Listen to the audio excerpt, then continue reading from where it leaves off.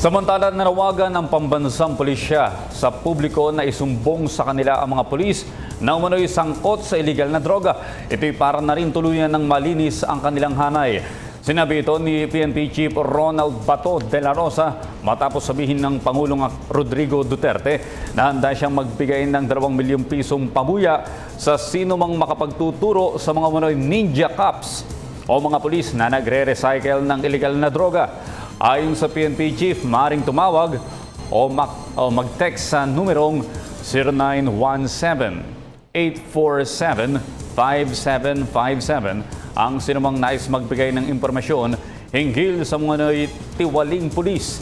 Nangako naman ang PNP na ang mga impormasyong kanilang makukuha ay mananatiling confidential at sisiguraduhin din nila na dadaan nito sa masusing validation. Si Cathy San Gabriel, subscribe na sa PTV YouTube channel. I-click lang po ang subscribe button.